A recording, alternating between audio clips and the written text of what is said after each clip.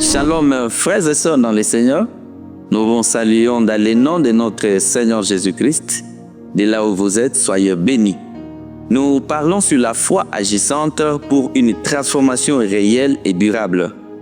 Et nous nous sommes posé la question, et nombreuses personnes se posent évidemment la même question, c'est quoi la foi et quelle est l'origine de la foi? Alors nous proposons de répondre selon la Bible, c'est l'origine de la foi. Hébreux chapitre 11 définit déjà l'origine de la foi, que la foi vient de ce que l'on attend, et ce que l'on attend vient de la parole de Dieu. C'est-à-dire, mes frères et sœurs, quand Dieu parle, la foi commence. La foi n'est née pas quand nous crions. La foi n'est née pas quand nous avons vu le résultat. La foi n'est née pas quand nous avons vu une transformation. La foi naît quand Christ a parlé, quand Dieu a dit, et nous avons cru.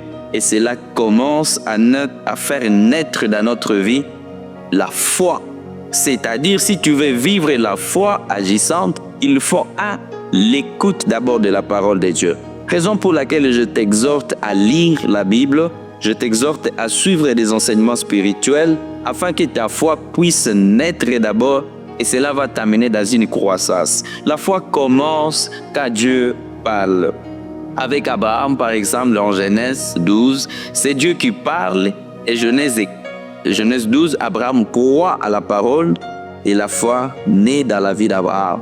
Avant le miracle, il y a toujours une instruction. Dieu dit et la chose arrive.